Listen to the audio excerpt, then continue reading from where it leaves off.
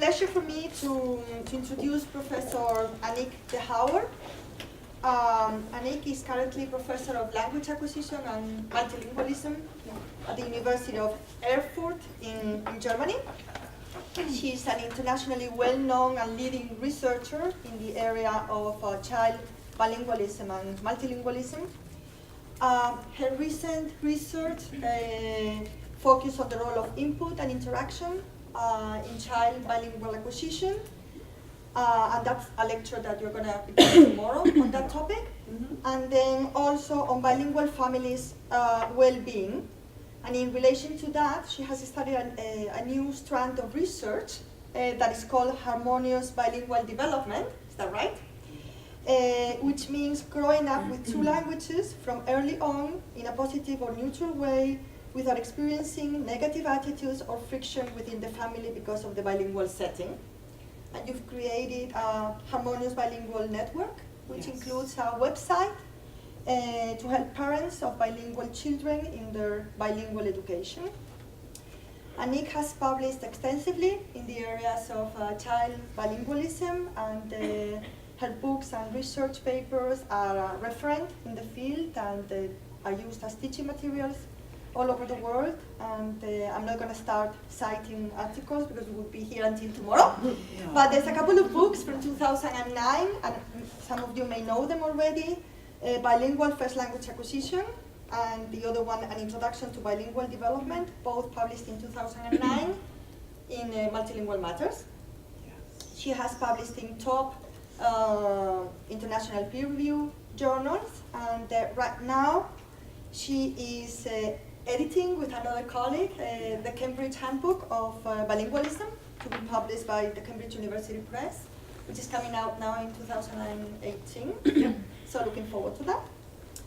So Annick is a very busy woman. She travels a lot. I follow her on Facebook, so I know where she's around every week in a different country. So she's invited she's invited a keynote speaker in conferences and invited to many universities around the world. So we're very lucky to have her here today.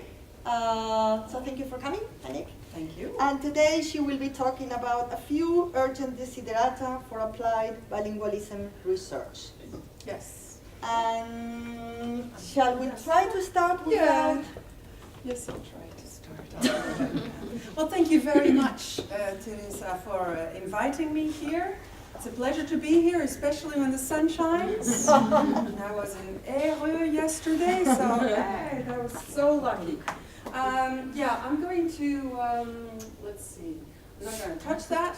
I'm just going to try and start with the presentation. There are a few things that I had on there that it's really important to see, but a few things just important to listen. If I'm going too fast, because I realize many of you do not have English as a first language. If I'm going too fast, you just raise your hand.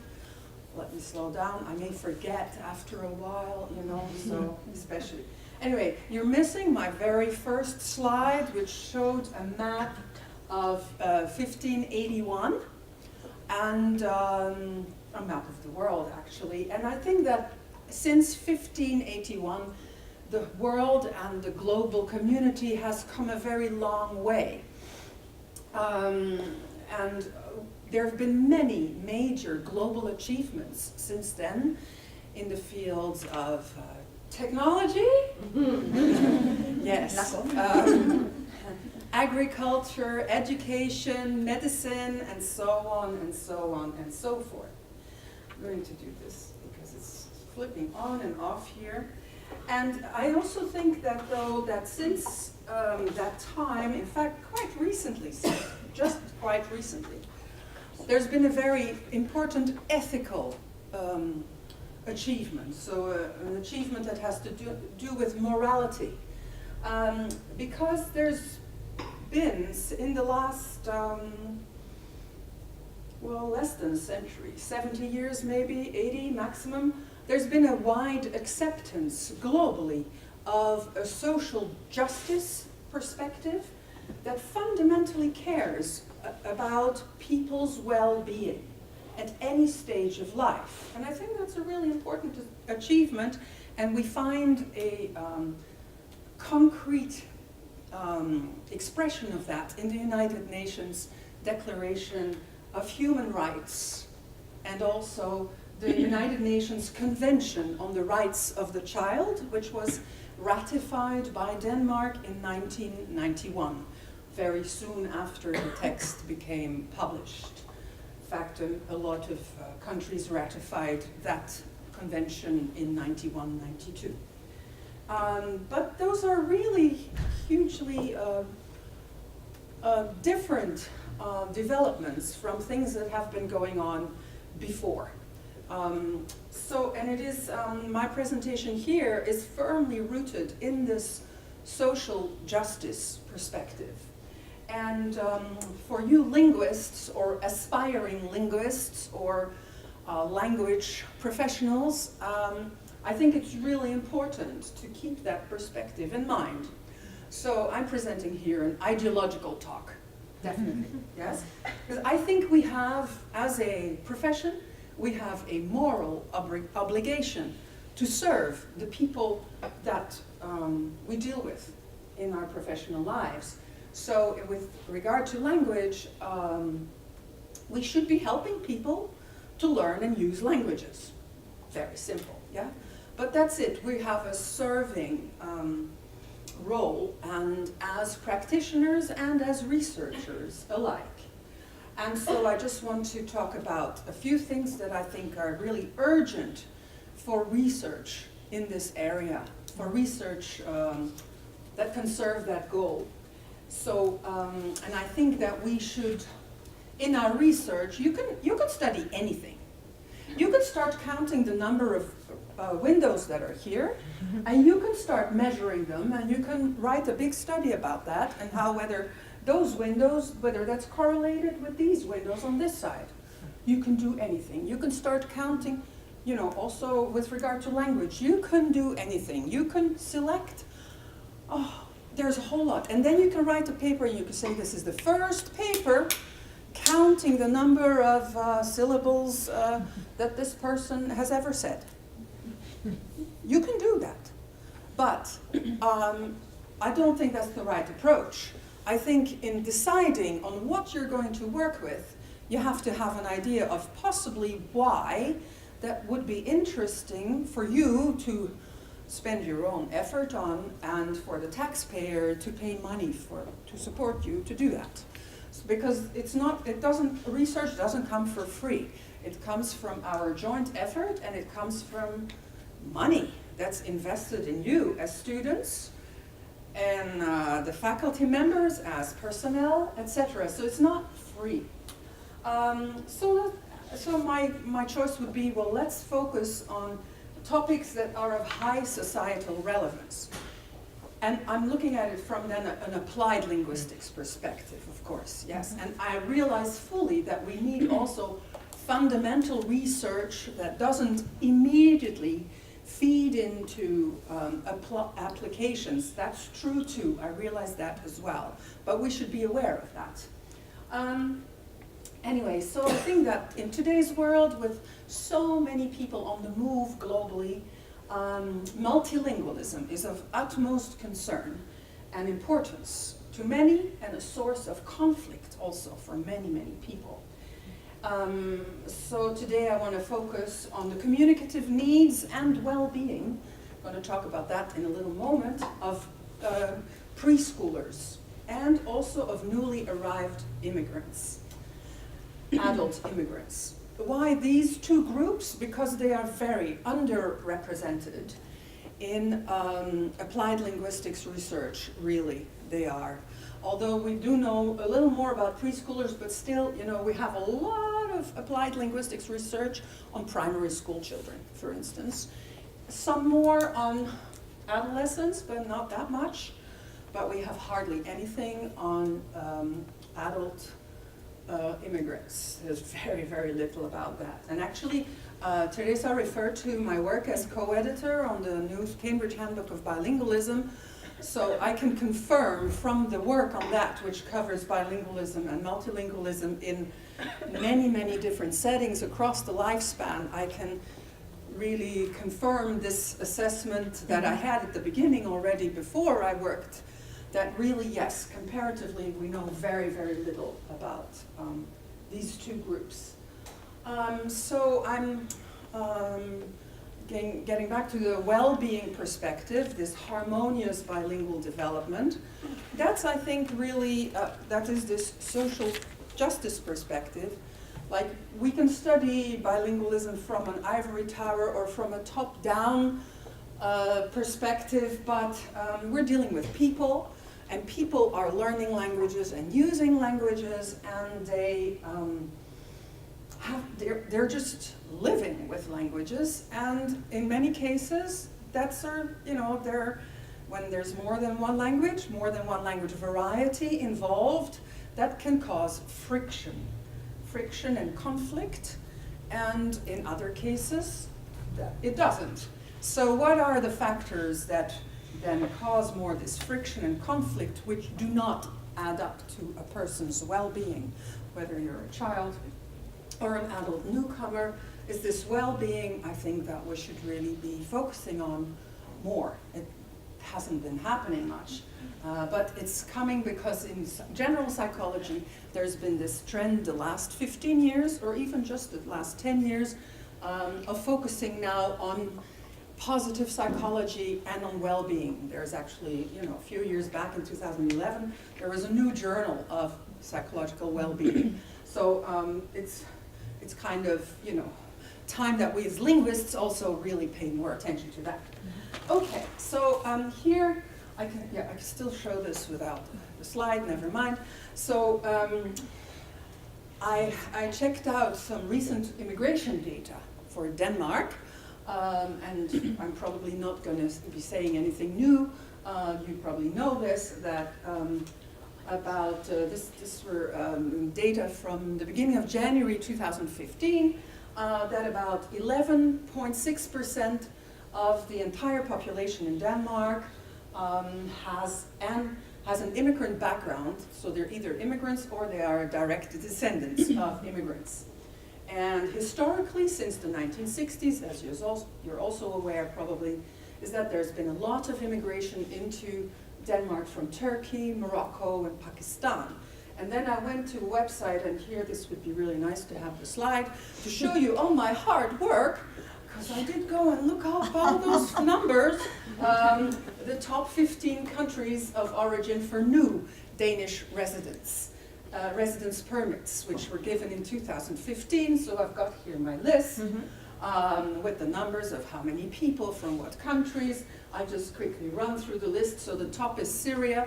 So I'm just going down, this Syria, Romania, Poland, United States, India, Germany, Eritrea, China, Lithuania, Ukraine, Italy, Bulgaria, United Kingdom, Philippines, and then some people are stateless as well. And then in my slide, what I wrote for all these countries of origin, I added the main languages that are being spoken in those countries, and my message to you was then going to be, wow, it's a huge number of languages, right? So we're dealing with a hugely diversified, multilingual population that is living in Denmark today. And you know what? They are not going to go up in smoke. They're not going to crawl down in the basement. They're here and here to stay. Yes, and this is something that this is not the first time that I give a lecture like this, but this is something that people everywhere now have to realize more and more, that, and which people do, but some more than others. We have to change with the times. We have to adapt to new living situations. We have to adapt. Everybody has to adapt, in fact, to new ways of living together with a lot of people from very many different backgrounds. And it's not easy for anybody, not for the host society, not for the newcomers, but that's how it is. And like with all the wonderful restaurants, it's not only the wonderful food that comes from all over the world, the choices we finally have. We can eat Lebanese food, we can eat from South America, the tortillas. We can eat reindeer meat from Finland. All of that, we have all these choices, and that's part of the wonderful, rich wealth and diversity. But it's not, it's not easy. With cooking, it's okay. But for the rest, and it's not only, we often forget, often when in the media, it's not just in Denmark, it's everywhere. I come from Flanders, a very nationalistic-oriented place in Belgium. Actually, Flanders has more people that live there than in Denmark. I didn't realize that. But and I work in Germany. I travel around a lot, and I find, in the media, we find very similar stories and very similar ideas.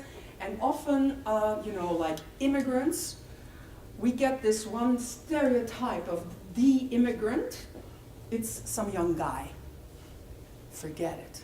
The immigrant doesn't exist. We have mums, so mothers, fathers, grandmothers, grandfathers, uncles and aunts, little babies. We have the whole range.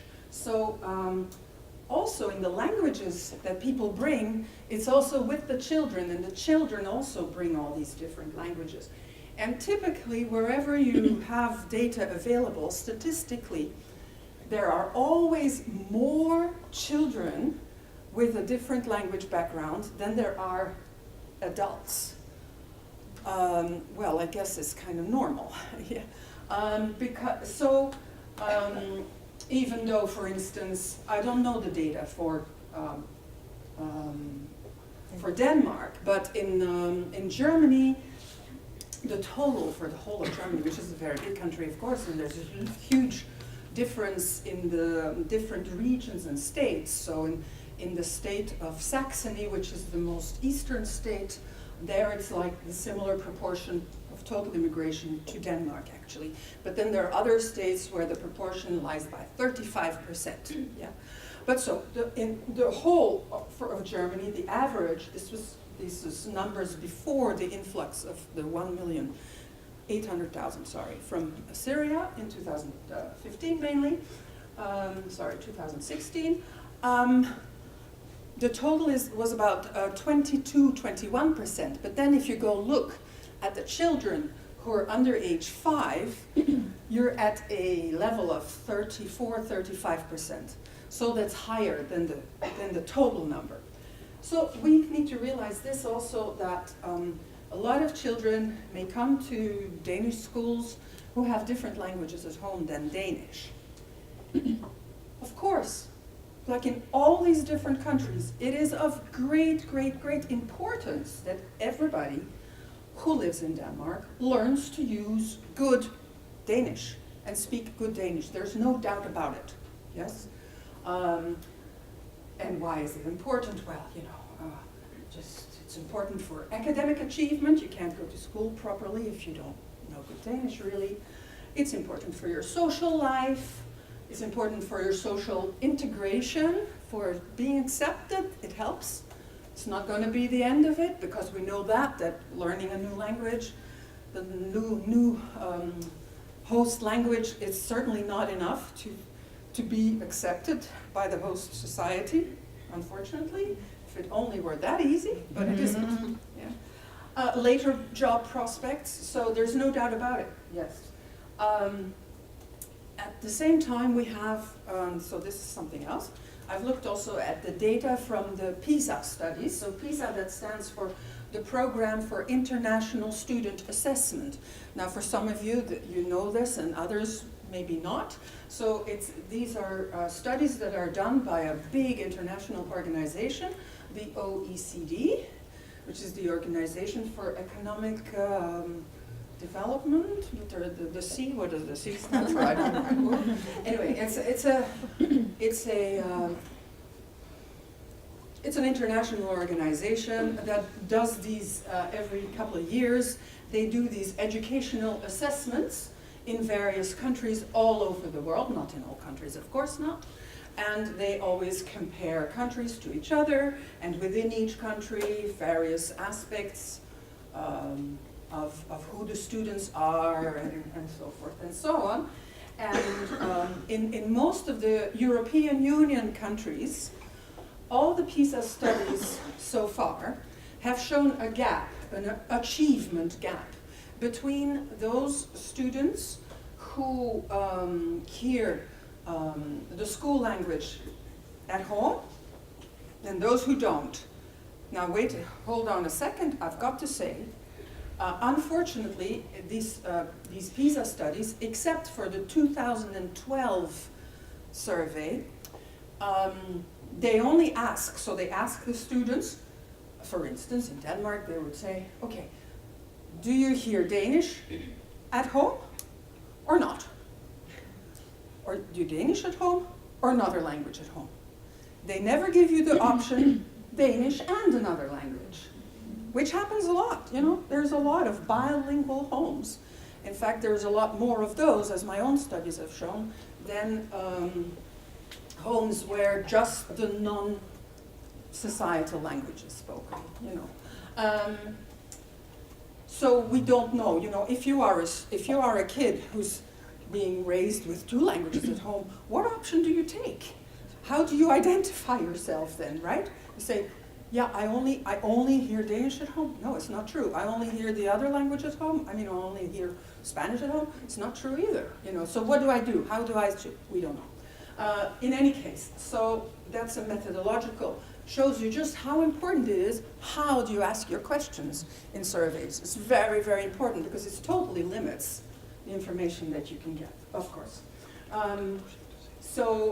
In any case, on the whole, students with another language than the school language at home are doing all the time much worse than students who also have the school language at home. That's not typical of Denmark just, it's also in Belgium, it's also in the Netherlands, it's also in Germany, it's also in France, all over, all EU countries. It's not like that in the United States. It's interesting, huh? Anyway, in 2015, that's the last wave for which there are data available, Denmark, in fact, was internationally the country with the largest achievement gap in science and maths between adolescents with and without an immigration background. So they had another, I'm saying here immigration background, yeah.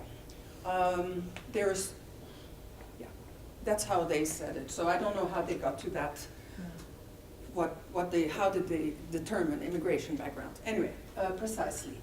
Now, Germany was just second, you know, it's not that there was a huge gap between Denmark and then other countries.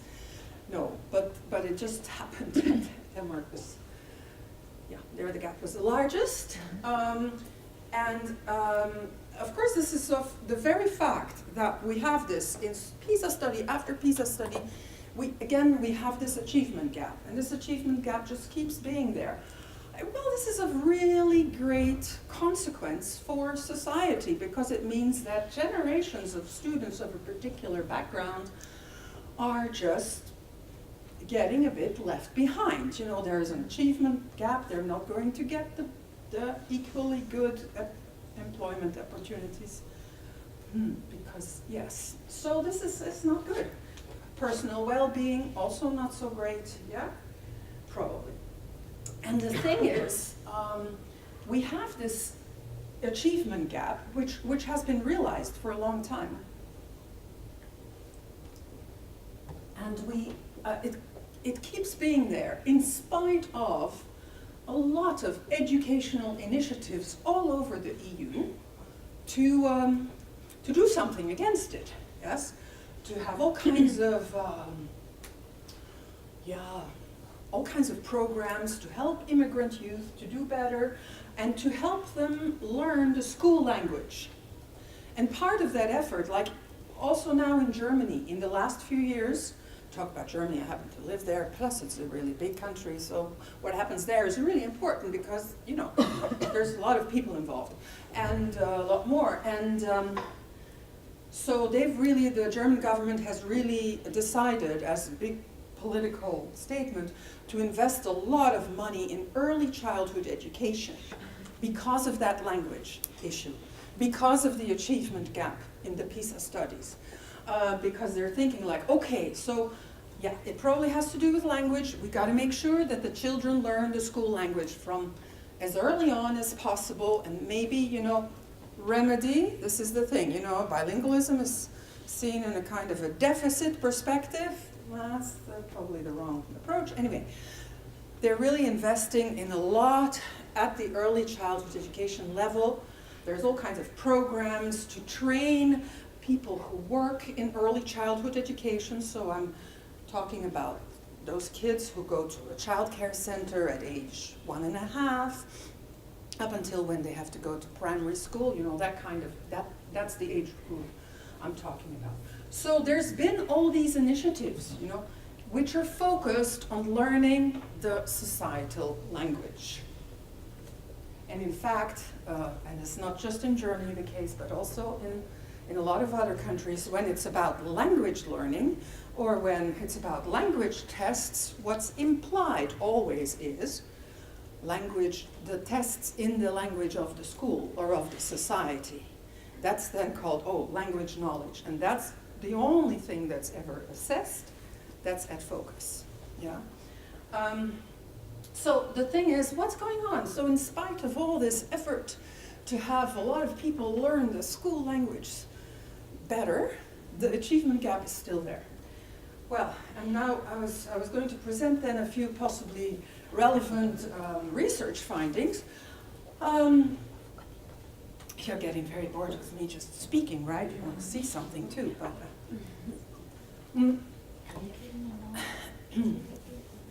anyway, I can. Sorry. Yes, you know, it's not your fault.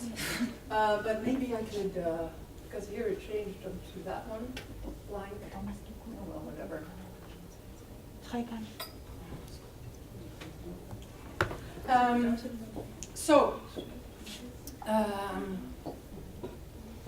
From research that I myself did in Belgium, when I still worked in Belgium, with a huge study, and some research that we have out of Australia with Aboriginal children, Indigenous children, we know that a quarter, so 25%, a quarter of all children who hear a minority language at home, doesn't matter whether it's together with the majority language or not, so a majority language at home, do not speak it.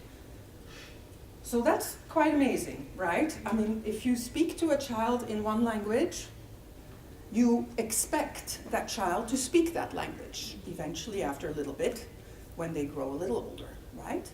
And if they don't, there's something wrong. Maybe they can't hear well, maybe they have some other, you know, disorder, yeah?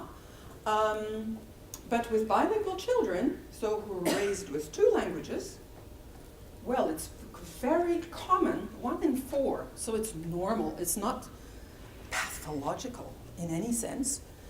They don't speak 2, they speak just 1 of the 2. So, which means that often, well, they will speak at home, they will speak back to their parent who talks to them, for instance, in Greek at home. Well, they will speak back in Danish. Because it's when these children, and that's the case everywhere, but that's not everywhere in the world, although sometimes you have media reports that would claim the opposite, but no. All school children, school-aged children, they all learn the school language. They might take a little longer, but they all learn the school language. And if there's one language they do not speak, it's the language that's not spoken at school. So it's always their minority language that disappears. It's not the school language that disappears, no. And that is universal, yeah? And parents, like for instance then, a mother who speaks Greek to her child, and the child answers in Danish. Well, most parents, I've done a big a literature review of that. Most parents who that happens to, they feel terrible about this. And even, you know, when I'm at parties, you know, people occasionally ask me what I do for a living. So I tell them, you know, I study about bilingual children, and at a party where I don't know a certain person. So this has happened to me a lot, that after 5 minutes, you know, when talking to this unfamiliar person, you know, then this unfamiliar person said, oh yes, when I say, yeah, I study, you know, how bilingual children learn to talk, how kids learn to talk, speak 2 languages. Said, oh, yeah, in my family it didn't work, and I felt horrible, and I spoke German to my children, and they don't speak German to me. And then you see the person's nearly crying. And they're talking about something that happened 20 years ago, because by now their children are adult. And you know, there are very few parents who don't care. Who, especially, they feel like even when their 4-year-old doesn't speak their language back to them, parents feel like the child is rejecting them on the emotional level. It's very upsetting, yeah. Apart from the fact that, of course, then the children may not be able to talk to grandma. And that's upsetting too, you know, who has stayed in the country of origin.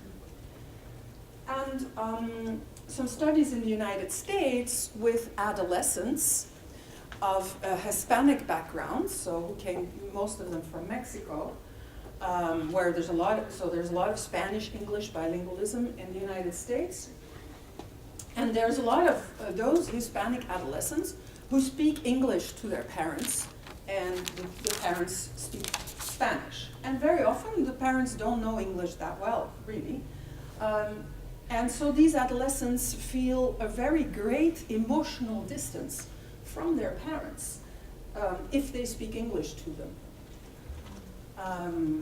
And in other research on also Latin American and Asian background adolescents in the United States, on the positive side, apparently adolescents can cope better with the stresses of adolescence. You're no longer adolescents, but it's not long ago, and you know how, you know, it's an upsetting time for a lot of youngsters, yes. Being an adolescent is kind of like, you're no longer a child, you're not yet an adult, and you know, all kinds of things are happening in your body. It's a very, very stressful time in a person's life. And they can cope better with those stresses if they speak the same language as their parents. So that contributes to their well-being. And some more relevant research findings in actually, I think, the only big study about it so far with children themselves, or asking children about it. This was a study in Germany done with about 1,300 children between age 5 and 13 with an immigrant background. They asked these kids all kinds of things about how they, you know, about their life and about their world, and also about language. And in there are a few extracts of conversations with youngsters. For instance, at age 12, there was this boy who said, well, that he felt really awful when he was 4 years old because he was being mocked and ridiculed because he didn't speak German well enough yet. That's quite amazing that a 12-year-old would remember that from when they were 4. You know, this must have been quite a traumatic experience. So we have those, and that's, of course, we know that from more anecdotal evidence as well. So children in preschool or in primary school may be ridiculed for not speaking the school language or for not speaking it well. On the other hand, we know from research also in the United States by Adam Winsler from George Mason University, that children who speak the minority language well, so Spanish mostly in that case, at age 4, that they make faster progress in the new language, English, a year later. So, and those who don't know their minority language that well at age 4, their progress is much lower. So I don't know if you've ever heard of Jim Cummins, this educational researcher in Canada, who in the 1970s put out precisely this hypothesis that in fact the knowledge of the first language feeds into the knowledge of the second language, but until this big study by Adam Winsler, published only in 2014, came about, there was no real hard evidence for that. Well, this is the hard evidence for that. So that is really quite amazing. This study was with thousands of children. So, and also other several US studies, they note for primary school children a much higher degree of well-being, overall well-being, in children who hear a minority language at home and who speak both the minority language and the school language well. So that the actual active bilingualism is actually feels better for kids. And also a study from Switzerland, so I'm just jumbling a lot of countries around here, did a study, that's a study from 2012, and it paid some attention to children's first languages. So it interviewed, in that study, they interviewed parents of very young children and primary school children, and many of these parents said that they were so wonderfully happy that researchers asked about their own language, and they weren't just asking about how well did the children learn German at school. So they felt valued, and that's important. You know, parents are so important for young children. So if the parents feel happy and valued, they can do a better job at being a parent, basically. And here I had a picture of a very sad little girl in a group, in a preschool group, and there are unfortunately reports of these little ones, 2 years old, 3 years old, who come to a preschool not understanding the language that's being spoken there and not speaking for up to 2 years, not speaking, not being done, not speaking at all for 2 years. Can you imagine that? I mean, you're just like a 3-year-old, but at home they speak. They don't have a problem with speaking. But you would think as a teacher, oh, that kid has a real problem. They don't speak. No, they just are overwhelmed. You know, they come to a place where when they speak Urdu, for instance, in England, the teacher doesn't understand them. The teacher doesn't even care to understand them, ignores the fact that they're speaking Urdu, just speaks English all the time, doesn't pay any attention to that aspect of who they are. And when a child is 2 or 2.5, their experience in life is just like, you know, a 1-year-old, we don't expect them to speak, right? A 2-year-old, well, we'll try, we're starting to expect them to say a little bit. 2.5, 3, definitely, yeah? So, and also at age like 2.5, many children, although they're this small, they can already speak and say something. They can say what they don't want, what they do want. They can make comments about things already at that age. They are growing as a person. They are experiencing that you pay attention to what they say. And then they come into an environment and it's all gone. Finish. No, they're no longer there. Their person is gone because you can't understand me and I cannot understand you. Because you it's a bit like me when I arrive in Denmark here. Don't understand anything, you know. But when you're that age, you can't think about it. It's a huge shock. It's a trauma. Yeah. And some kids do better in dealing with it than others. And why that is, we don't know. But then there are, unfortunately, these cases of children that go through the silent period, which is in fact a stage in early second language acquisition that is just assumed to be there. But I've also had to rethink that stage. It doesn't have to be there, or not for that long. Of course, you first have to, in order to speak yourself, you have to learn to understand a little bit, but maybe not for 2 years. Maybe not even 1 year, maybe not even 6 months. Yes, we also know that there are huge differences amongst little children in how fast they then do start to say something. Yes, but these children, you can imagine, and that's what many, scholars in Australia have also said, is that when these children have this sense of being left out from the very beginning, when they were 2, 3 years old, they are feeling left out. Look, if you reject me, because that's how I'm feeling it, well, I'm going to reject you, right? And that's why maybe after 2 years, I'm not talking because really I'm just thinking of all kinds of other things and I'm not paying attention to you anymore. And so I'm withdrawing. And then when I go to school, yeah, they're already going to put me in school much later because they think I'm retarded. Yeah, I've got a big problem, I'm not smart. So they already put me, you know, and then it's just more of the same.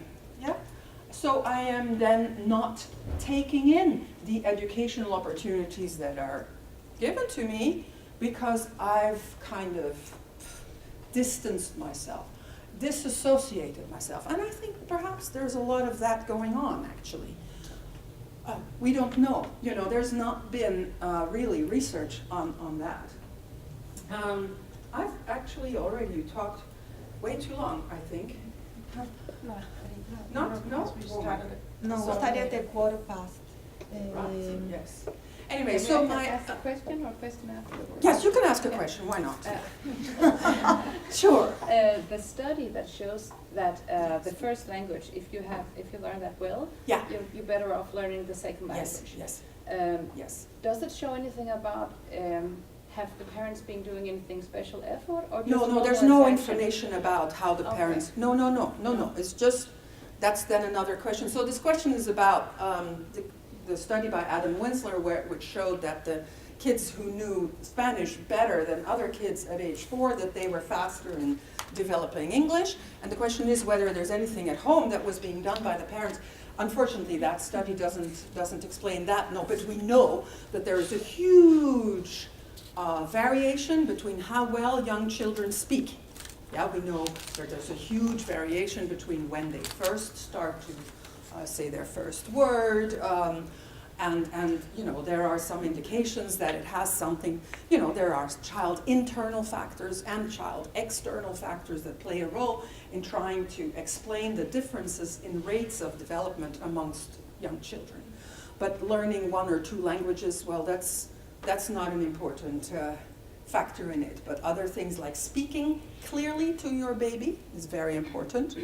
And speaking a lot to your baby is very important. And continuing to speak a lot to your baby is very important. For instance, yes, that's where input and interaction come in. Mm-hmm. I'm moving in and out of this, so obviously I think that very often I'm not even on there. They can hear you. Yeah. Okay, so I think that actually it's something fundamental is going on with this relation between non-school language and the school language. And I think and families and children's well-being is being affected by this relation, and maybe the achievement gap has something to do with it, or is kind of a symptom of what's going on there. But in any case, I think that disregarding young children's home languages, as often happens in classrooms, in ECE, does not support their well-being. I think in ECE, in early childhood education, all children's languages should be recognized and accepted. Recognized and accepted, that does not mean that they should be taught. It's completely impossible.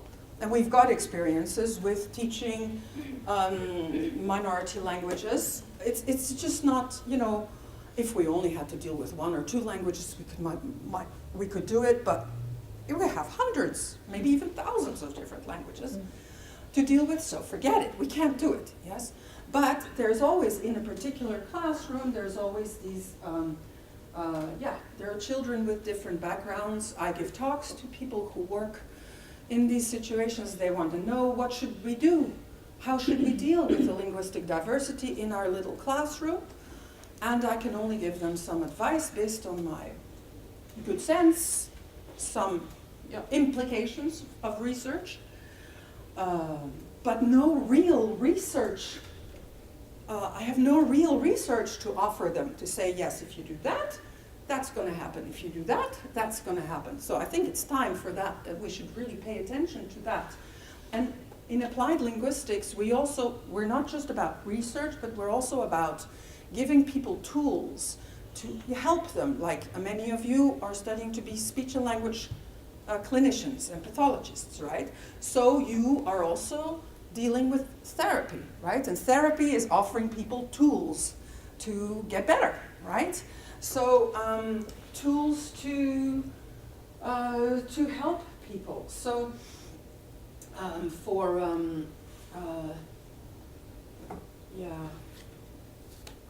now trying, because time is going No, away, still right? like 15 You minutes. have 15 minutes. Yeah. Well, there's no So- way I can say everything here. But I'll just give you an example of what I mean. Is one thing, how can we respect and acknowledge children's languages in early childhood education? We can first try to pronounce their names correctly. We can make the effort to try and pronounce their names correctly. But it's hard. All these names are very hard. So what do we need? We need an app developed by Applied Linguistics. We need an app that records. We ask the parents, how's the child, what's the child's name? Because the child who might be only 2, well, they may not be able to say their name correctly either, but they'll know when you say it wrong. But they may not be able to say it. So we need the parents, okay, you're right, give me please, what's your child's name? Yeah, put it in the app.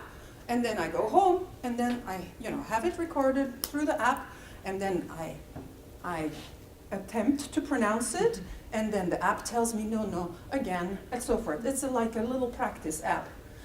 That kind of thing, we need that. We need that same thing, like a translation app for just basic things, like basic formula that we need to interact with very young children, that we can at least say hi to a kid in their language.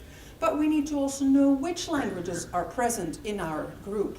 And that's a tough one. That's a tough one because a lot of people who live here, they might have the experience of being killed in their home country for speaking a particular language or saying that they spoke a particular language. So that can be very delicate to try and find out. Or they might not have a real name for their language either. So it could be really hard. So maybe we don't need the name as such, but we need to ask them, like, how would you say hello in your language? We don't need the name of the language necessarily, but we need to have it. And again, we can practice, we can learn a little bit as staff, we can learn a little bit of those languages that are in our classroom, which shows in a symbolic way that at least we're paying attention to it. And then we can also teach the other children. We can teach all the children. We can have a Somali week, we can have a Russia week, we can have a Spain week, we can have a Greek week, and where we're also bringing in the parents to help sing some songs. So folklore, yes, but very important. Very important to just acknowledge there are all these different languages. Also to maybe learn to say a sentence in a language like, I'm sorry, I cannot speak your language, and isn't it great that you can speak that language? Those kinds of things, it's very basic, but so important. If we don't have it, it's not good. But we can have it, but it takes some effort. It doesn't take a lot of money, but it also takes help from people like yourselves to develop these little tools, to give these little pieces of advice, and so on. So, and for how to also support kids' learning of Danish, that's also where applied linguists are needed, is you have to use, as a staff member, you have to use discourse structures and sentences that kids who don't know any Danish yet, that they will be able to process. So that's where I think there is a very important role for applied linguists to assess what kinds of language use might help. So, and also in discourse, like, what do? Do you actually, once kids start to speak Danish, do you actually correct them or not? Is it good to correct them, or, how do you respond in discourse? So those are also things that we need to work on. But I wanted to, there's a whole lot more, but I'd be happy to share the presentation with you if Thank you. mind. Yeah, which you can then, write down, because I do want to say something about adult recent arrivals as well. And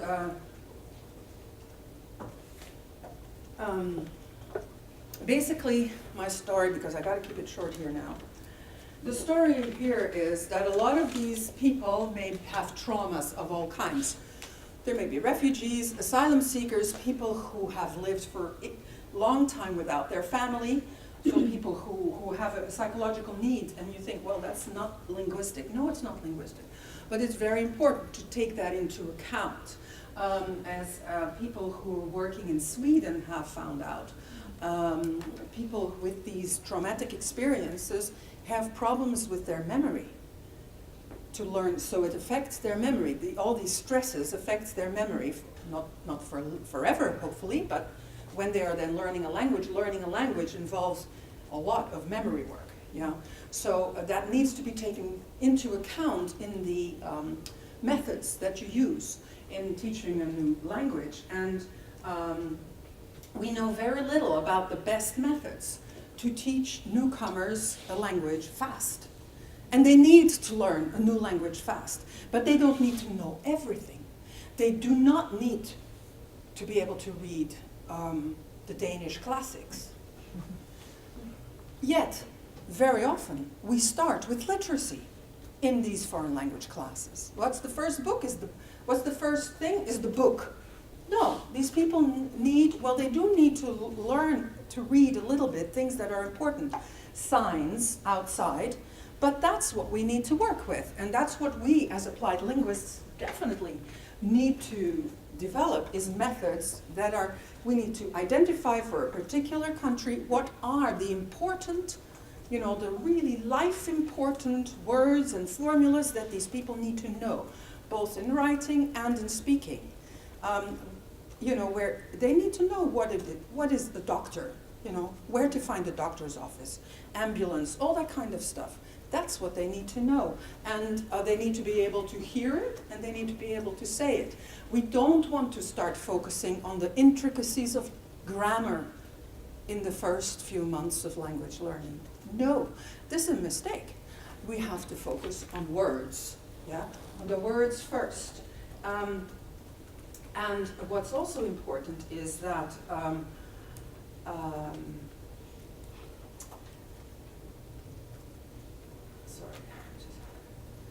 that we need to build up the classes. So I have a little bit of knowledge about that because of the German experience. I haven't taught in such classes myself, but I know people who have. And when you put together inside one group, you put together highly educated refugees, yes, who already know English, for instance, and who are very literate, who are doctors, engineers. You put them together in a classroom with people from the same country, yes, but who have no education, no literacy, and just speak their local dialect, whichever it is. That's a huge mistake. You don't want that, because how are you going to teach to both of them, and how are you going to teach both of them what they need? You can't. You cannot address these extremely widely different needs in the same group. So how to structure and how to, which people to put together in a classroom, that's a major decision. Also, what's very important, a study from Australia showed that the actual face-to-face interaction, especially in the beginning of language learning, is important. So setting up buddy systems, again with an app, dating app for people willing to speak to newcomers, to just take them to the store and talk to them about how to do shopping in Denmark, stuff like that. Very simple stuff, but it's up to, and then we can also teach those volunteers, because they'd have to be volunteers basically.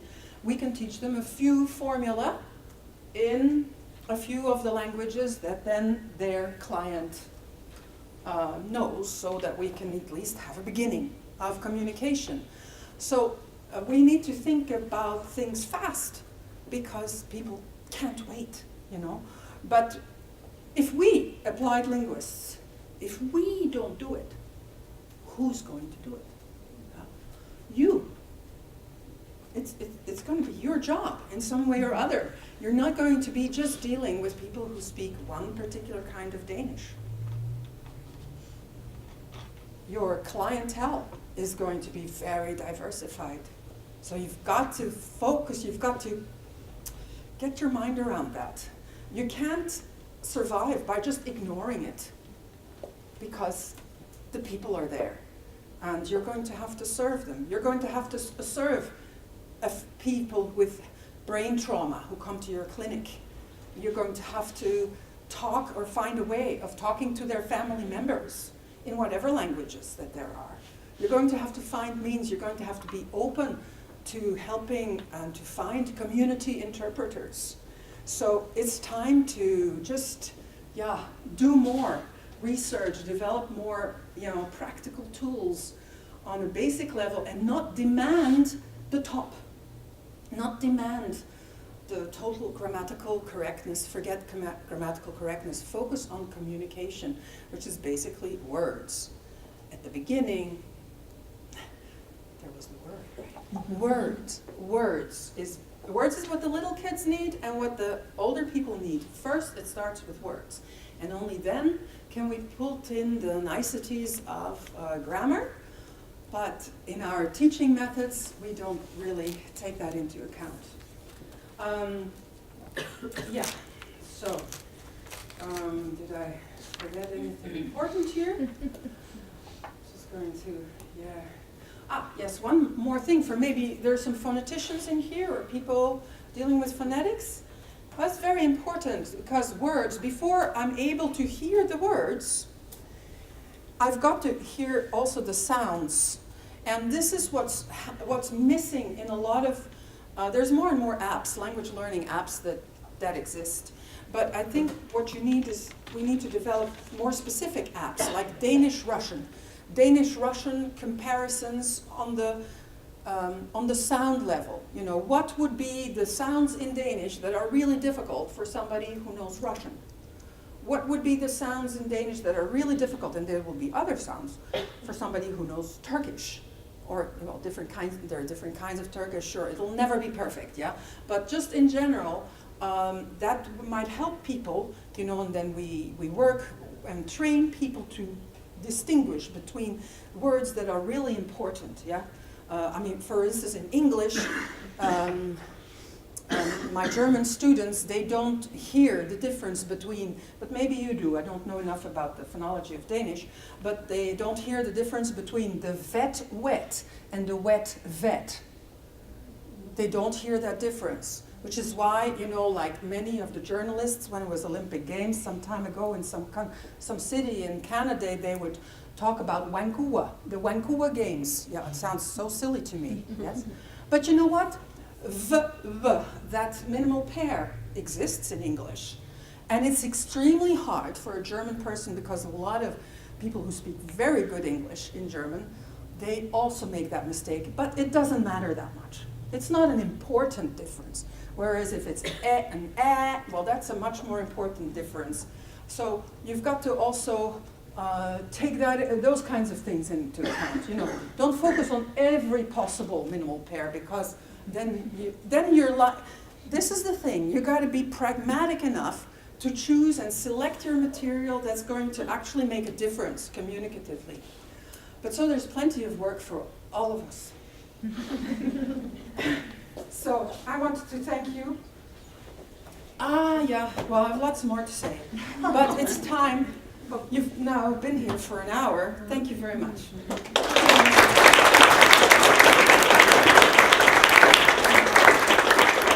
Thank you.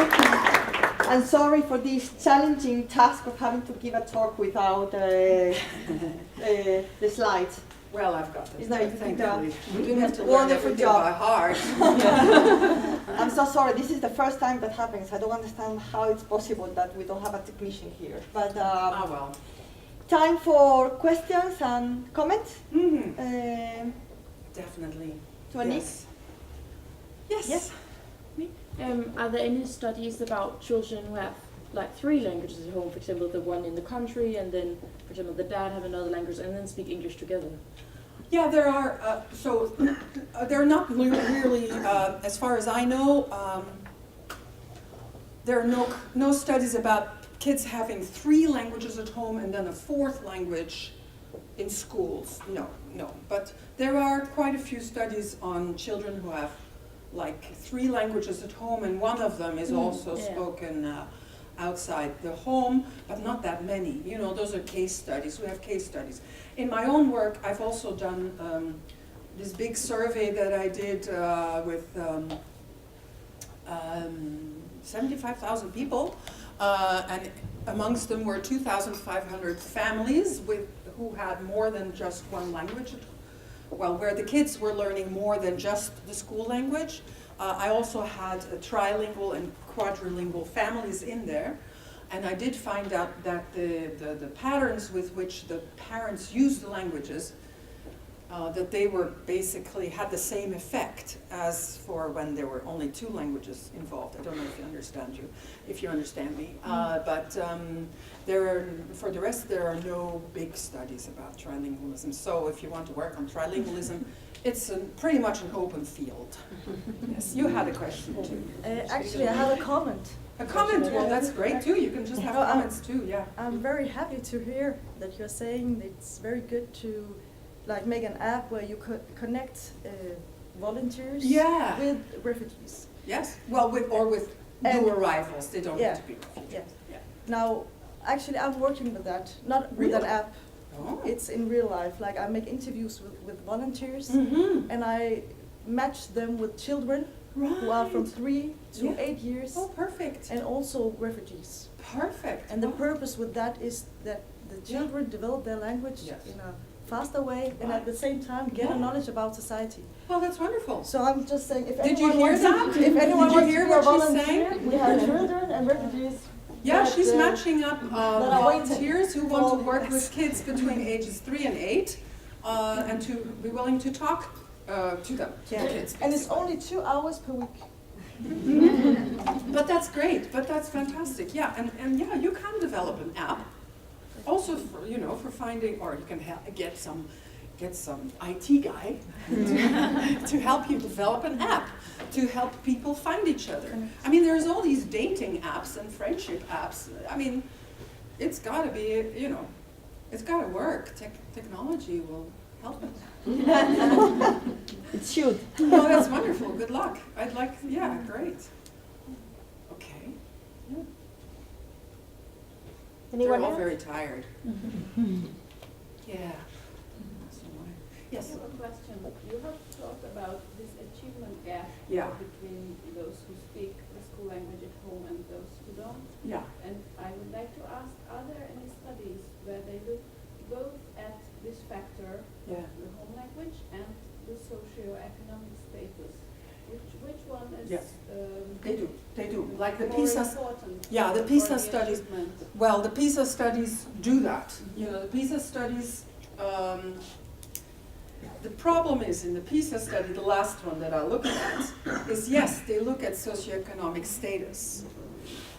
And of course, socioeconomic status is very important and makes a big difference. And those kids who are from higher socioeconomic status families, they do better in school, everywhere. Yeah. What they don't do, or haven't been able to find it yet, maybe they do it, is combine both factors. I will have to look, but you can also look. You can just download the Pisa study, basically, or let me see. Maybe anyway, I can look at it later because it's on my computer here, so we can see. But I didn't find that. But I might not have looked well. Yeah. So, but the data are there. Yeah. So it's possible to look at that. Yeah, definitely. But that's a good point because socioeconomic status is so important in language. There's one thing that probably feeds into that is just, we know from a study in America that's been done a long time ago, where they recorded people when they were interacting with young children, but they recorded people from different income categories. And they basically found that the children who heard the highest number of words per hour, so, that were hearing, a high number of words. These children knew a lot of words, a lot more words. We're not talking about small differences, we're talking about huge differences. And those children who heard very few words per hour on average, they also knew very few words. But all of these children were developing normally. We're not talking here about children with, they're all developing language normally. And these are monolingual children. And it just so happened that those people who spoke the most, the adults, well, they were upper middle class, as they called them in the study. And those who spoke least were lower middle class, yes. Or welfare families, actually. They also had middle class, which was right in between. So it correlated totally. But that's for that sample. I wouldn't want to generalize that to other situations. But what we do learn from that is very important, that the more words you speak to a child, the better the child is going to be in language. Because the number of words that a child knows feeds in directly to their grammatical knowledge. And there have been studies, again from the United States, but several that show that children who know more languages, more words at age 2 than other children at age 2, that those same children are doing much better at school at age 8 than those other children. Now that's, so it's all connected, and I think the best thing you can ever say to parents, if you're dealing with parents, is talk to your children as much as you can. I hate it when I see people, they're walking with their kid, their 2-year-old, and they're on the phone all the time, and they're not talking to the child. It's terrible. And this is happening, so I think that when we're talking about class, we're going to be seeing maybe a little bit of a reverse, because this using of the phone all the time and having these phones, it tends to be also, although now it's become more a mass product, but there's very few class differences there, right? So who knows, maybe this class advantage for some is not gonna last. Because if you spend more time not talking to your child, because that's what it is, you cannot talk to your child and talk to somebody else at the same time, it's not possible.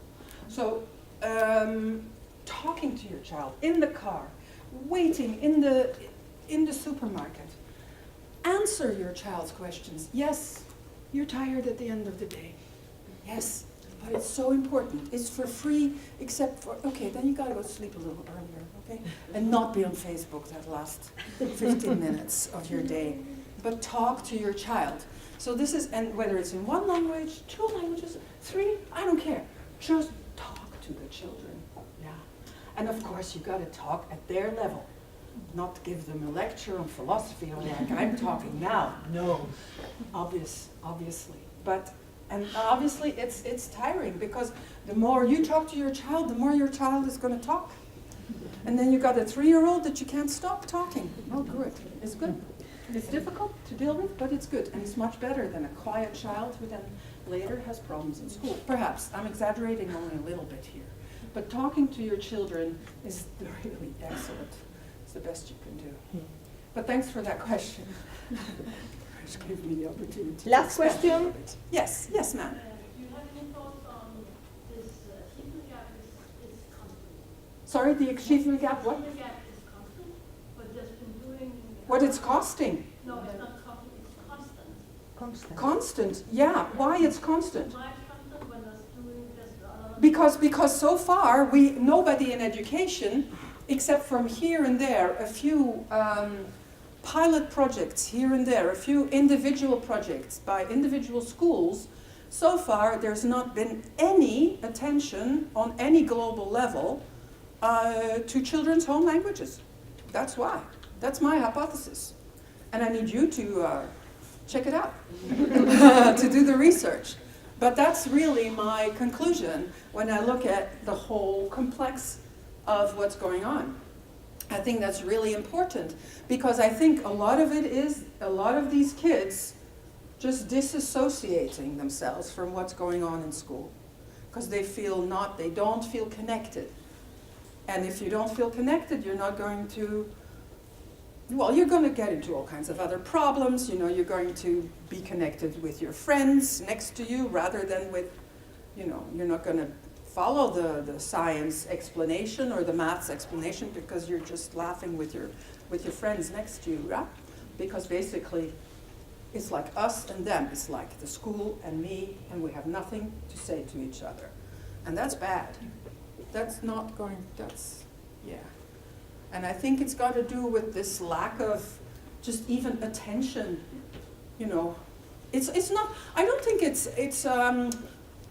out of a lack of interest. I think for many teachers, you know, also that's my experience when I've talked to a lot of people who work in early childhood education, because I really deal with these little kids mostly. And when I say these things like trying to pronounce a child's name properly, they look at me and they say, oh, yeah, of course. But to them it's like, they never even considered it, really, because they never even thought about this.